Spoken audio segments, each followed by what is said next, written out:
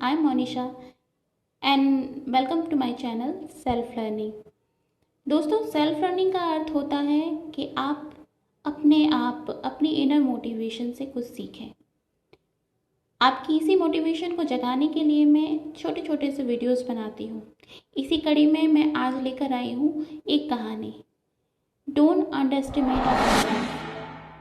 दोस्तों, ये कहानी है दो बच्चों की। दो बच्चे जो गांव में रहा करते थे। एक थोड़ा छोटा था, दूसरा उससे थोड़ा सा बड़ा था, लेकिन ये दोनों आपस में काफ़ी अच्छे दोस्त थे। एक साथ खेलते कूदते, नहाते धोते, सारे काम इनके एक साथ होते थे। इनके माँ बाप भी इनमें कोई डिफरेंस नहीं रखते थे। दोनों एक दूसरे के घर में जाते थे और अपने सारे काम करते थे। माँ बाप को देखकर भी बड़ा अच्छा लगता था, बड़ी खुशी होती थी इनको देखकर। अब बड़ा जिस स्कूल में पढ़ता था, छोटे का एडमिशन भी उसी स्कूल में करा दिया। इस तरह से वो स्कूल भी जाने लगे साथ में। ऐसा करते करते उनके जो बचपन का जीवन था बड़ी हंसी खुशी बीत रहा था और इस तरह से जीवन चल रहा था। क्या हुआ कि एक दिन बच्चे खेलते खेलते थोड़ा आगे निकल गए। आगे निकलते निकलते एक किसी जंगल में पहुंच गए। अब वो लुका छुपी का खेल खेल रहे थे। एक छुप जा रहा था, दूसरा उसे ढूंढ रहा था, दूसरा छुप रहा था, पहला उसे ढूंढ रहा था। ऐसा खेलते खेलते ये काफ़ी आगे निकल गए। फिर बड़े ने क्या सोचा, कहीं छुपने के लिए, और छुपते छुपते थोड़ा आगे निकल गया और एक कुएं में जाकर गिर गया। और जब वो गिर गया तो चिल्लाने लगा, बचाओ बचाओ।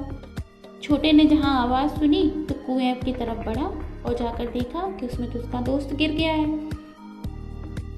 तो उसने उसे बचाने के लिए इधर उधर देखा कि कोई मदद मिल जाए, लेकिन कोई दूर दूर तक नजर नहीं आ रहा था।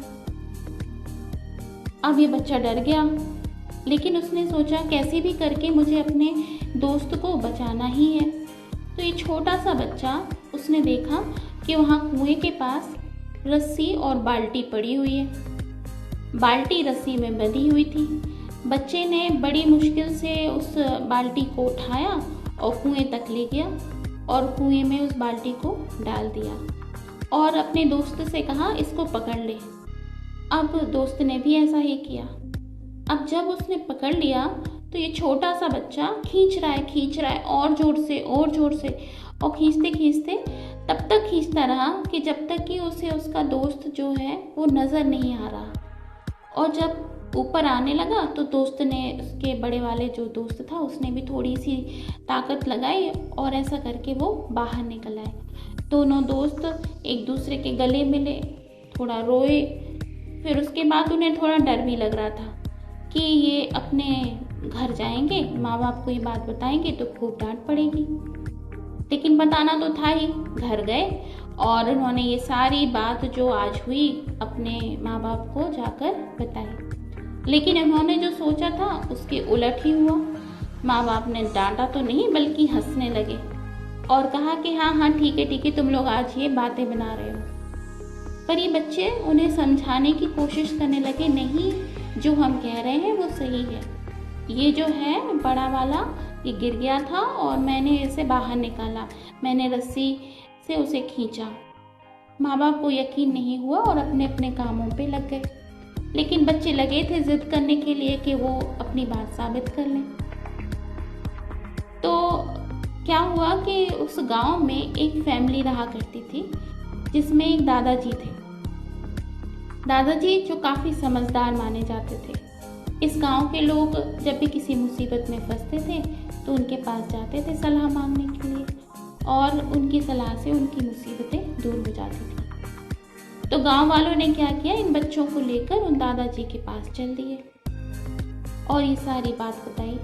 दादाजी ने कहा कि जब वो बच्चा कह रहा है कि उसने ये काम किया है तो आप मान क्यों नहीं लेते हैं? उसने किया है तभी तो वो कह रहा है। तो गांव वालों ने कहा कि आप ही सोचिए, ये पिद्दी सा बच्चा जो एक भरी बाल्टी भी नहीं उठा सकता है, ये अपने से बड़े बच्चे को कैसे बाहर निकालेगा? ये सब झूठ बोल रहा है। तो दादाजी हंसे और कहने लगे, नहीं, ये बच्चा जो है वो सही कह रहा है, आप इसकी बात को मान लीजिए। बच्चों को बड़ी खुशी हुई और खुश होकर वो खेलने लगे और इसलिए भी खुश थे कि उनकी बात को सही मानने वाला मिल गया था। तब दादाजी ने उनके माँ बाप से कहा कि आप जानते हैं कि बच्चों ने ऐसा क्यों किया, किस तरीके से ये इतना बड़ा काम कर पाए। माँ बाप ने कहा हाँ, हम जानना चाहते हैं कि सच बोल रहे हैं या झूठ बोल रहे हैं, क्या किसी ने इनकी मदद करी, कैसे किया इन्होंने ये सब। दादाजी ने कहा कि ये बच्चे या वो छोटा सा बच्चा इसलिए ऐसा कर पाया क्योंकि दूर दूर तक उस जंगल में ऐसा कोई नहीं था जो उसे ये बोल सकता कि तू ये काम नहीं कर सकता है, तुझसे ये काम नहीं होगा, तेरे बस की ये बात नहीं है। इसलिए उसके सामने सिर्फ एक ही लक्ष्य था, कैसे भी करके उसको अपने दोस्त को बचाना था, और उसने अपनी सारी जान लगा दी, सारी ताकत लगा दी और उस बड़े बच्चे को उससे बाहर निकाल लिया। तो देखा आपने, ऐसा हमारी ज़िंदगी में भी कई बार होता है। हम अपनी स्ट्रेंथ को नहीं जानते हैं और हम क्या कर सकते हैं या नहीं कर सकते हैं, इसकी सलाह मांगने दूसरे के पास चले जाते हैं, और दूसरा जो हमें सलाह देता है वो अपनी नज़रिए से देता है, वो हमें किस नज़र से देखता है, और उस सलाह से हमारा कोई काम नहीं होता है। तो कोशिश कीजिए कि आप अपने कामों के बारे में, अपनी स्ट्रेंथ के बारे में खुद एनालिसिस कीजिए, ताकि आपको पता चले कि आप क्या कर सकते हैं और आप क्या नहीं कर सकते। और अगर आपको ये पता चल जाए कि आप इस कार्य को, इस क्षेत्र में परफेक्ट हैं, तो उस काम को जी तोड़ मेहनत के साथ कीजिए, आपको सफलता जरूर। तो देखा फ्रेंड्स, किस तरह से हमें अगर हमारी स्ट्रेंथ पता हो, हमारी ताकत पता हो, तो हम कोई भी काम बड़ी आसानी से कर सकते हैं। चलिए एक और कहानी, sharpen your mind and intelligence. दोस्तों, ये कहानी है दो लकड़हारों की। दो लकड़हारे जो काम तो एक ही करते थे, लेकिन करने के तरीके अलग अलग थे। ये दोनों एक ही जंगल में लकड़ियां काटते थे, और जो भी आमदनी उससे होती थी, इससे इनका परिवार चलता था। एक बार की बात है कि इस जंगल में एक बड़े से बिजनेसमैन आए। उनको किसी बिजनेस के लिए काफ़ी सारी लकड़ियों की ज़रूरत थी, और उन्होंने इस जंगल में इन दोनों लकड़हारों को पास में बुलाया और उनको कॉन्ट्रैक्ट दिया कि 1 महीने के टाइम पे तुमको इतनी सारी लकड़ियां हमें देनी है, जिसके एवज में उन्हें काफ़ी सारा पैसा मिलेगा। अब दोनों लकड़हारों को पैसे की ज़रूरत तो थी ही, तो उन्होंने उस ऑफर को एक्सेप्ट कर लिया और काम पर जुट गए। एक जो समझदार था, उसने क्या किया, अपनी कुल्हाड़ी को धार दी और उसके बाद अपने औजारों को ध्यान से परखा और उसके बाद काम पर जुटा। और जो दूसरा था, उसने सोचा कि मैं जल्दी जल्दी काम को करूँगा, अगर मेरा काम और मेरी लकड़ियाँ ज़्यादा होंगी तो मुझे ज़्यादा पैसे मिलेंगे। ऐसा करके उसने कोई तैयारी नहीं करी और सीधे जाकर लकड़ियाँ काटने लगा। अब जो ये पहला बंदा था, जो लगातार लकड़ियाँ काटता रहता था, ना दिन देखता था, ना रात, न बारिश, न धूप, बस सुबह से जुट जाता था काम करने के लिए, ना आराम करता था, इधर उधर किसी से भी जाकर नहीं मिलता था, बस लगा पड़ा रहता था। उसको लगा था कि कैसे भी करके वो ज़्यादा से ज़्यादा लकड़ियाँ काट ले। और ये जो दूसरा बंदा था, वो क्या करता था, एक पेड़ काटता था और उसके बाद थोड़ी देर आराम करता था।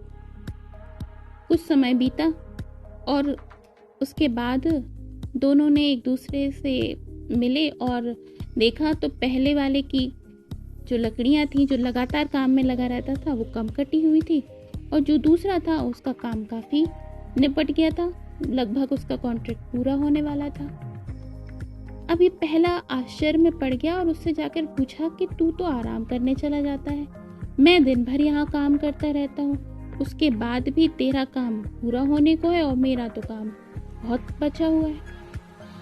तो दूसरे ने पहले वाले से कहा, तू लगातार लगा रहता है दिन भर, जिससे कि तेरा शरीर भी थक जाता है और तेरी कुल्हाड़ी में भी धार नहीं बची है।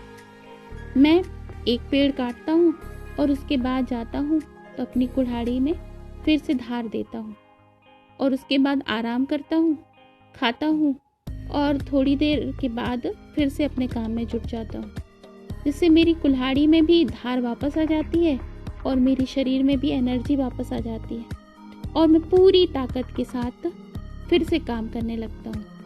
जब एक पेड़ और कट जाता है तो उसके बाद मैं वापस यही काम फिर से दोहराता हूँ, जिससे मेरी शरीर की एनर्जी और मेरे औजार की एनर्जी दोनों वापस आ जाती है। दोस्तों, ये कहानी मैंने उन बच्चों के लिए सुनाई है जो किसी एग्ज़ाम की तैयारी कर रहे हैं और उन पेरेंट्स के लिए भी जो बच्चों को एग्ज़ाम की तैयारी में मदद करते हैं। लेकिन काम लगातार तभी करना चाहिए लेकिन जब हम उसके बीच में थोड़ा सा आराम करने की जगह भी दें। आराम करने से हमारा शरीर भी अपनी एनर्जी वापस ले लेता है और दिमाग में भी उसकी एनर्जी वापस आ जाती है और फिर से पूरी ताकत के साथ हम अपने काम को कंप्लीट कर सकते हैं। जब हम सो रहे होते हैं तो हमारा दिमाग रिलैक्स होता है और शरीर भी रिलैक्स करता है, जिससे उठने के बाद हमारी एनर्जी पूरे जोश के साथ फिर से तैयार हो जाती है काम करने। तो देखा फ्रेंड्स, हमारे दिमाग को वापस से काम पर लगाने के लिए हमें उसे रिलैक्स देना बहुत ज़रूरी है। चलिए इसी कड़ी में मैं आपको एक कहानी बताऊंगी। स्ट्रगल इंसान के लिए बहुत ज़रूरी है। जीवन में जो कुदरत ने हमारे लिए रूल बनाए हैं उसमें हमें अपने हिस्से की स्ट्रगल खुद करनी ही चाहिए, क्योंकि उसके कारण से जो हमें एक्सपीरियंस मिलता है, उससे हम जो कुछ भी सीखते हैं वो जीवन जीने के लिए बहुत ज़रूरी होता है। एक बार इस स्कूल में बायोलॉजी का प्रैक्टिकल कराने के लिए टीचर ने कहा कि चलिए हम गार्डन में चलते हैं और आज आपको जूलॉजी का प्रैक्टिकल हम कराएंगे। बायोलॉजी के अंदर ही जूलॉजी भी आती है और आज वो दिखाने वाले थे कि एक जो तितली होती है वो अपने कोकुन में से कैसे बाहर निकलती है।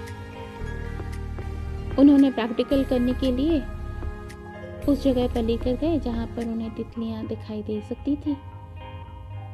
तो बच्चों से कहा कि आप बहुत ध्यान से इसे देखिए और जो कुछ भी आप देखते हैं उसको लिखते जाइए अपनी फाइल में, लेकिन कोशिश करना कि जो हो रहा है उसे होने देना और देखते जाना, और जो कुछ भी आप देख रहे हो उसको एज इट इज़ अपनी फाइल में लिखना। किसी भी तरीके की बीच में हस्तक्षेप करने की कोशिश मत करना। और तितली अपने कुन में से निकलने के लिए की प्रोसेस को बस होने ही वाली थी। तब तक टीचर को थोड़ा सा काम आ गया, वो अंदर चले गए। उन्होंने कहा कुछ भी नहीं करना, जो हो रहा है उसे होने देना और बस शांति से देखना और लिखते जाना। अब वह तितली ना अपने उसमें कोकुन में से बाहर निकलने के लिए छटपटा रही थी, बहुत बुरी तरह से छटपटा रही थी। एक बच्चे को दया आई और उसने उसकी मदद कर दी और मदद करके उसको निकाल दिया। वो निकल तो आई लेकिन थोड़ी देर बाद वो तितली मर गई। जब वो टीचर वापस आई तो उन्होंने कहा ये क्या हुआ। तो बाकी के स्टूडेंट्स ने वो सारी ही जो कुछ भी इस बच्चे ने किया था उसकी सारी बात बता दी।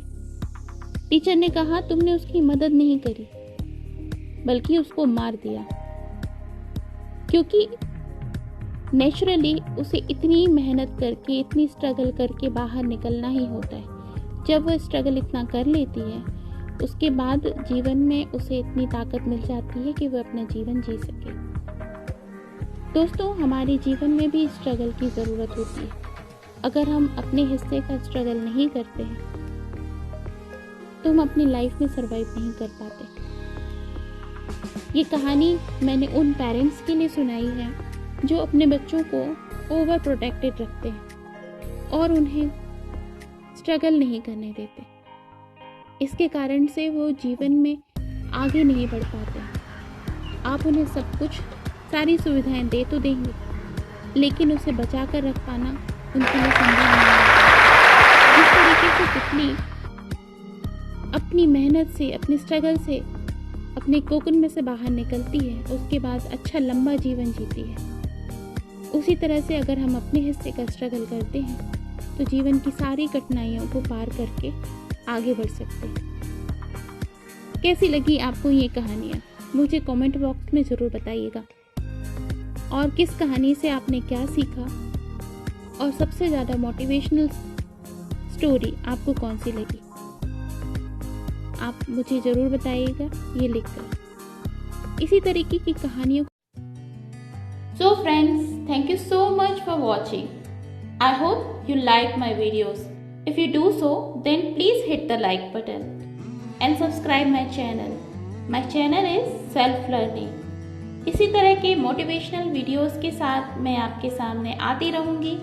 This is Monisha signing off. अपना बहुत ख्याल रखिए। Be a good learner. और हाँ, आई बटन में मैंने अपने सारे वीडियोस की लिंक दे रखी है, तो एक बार ज़रूर देखिएगा। मैं मिलती हूँ आपसे अपने नेक्स्ट वीडियो में। Till then, bye bye.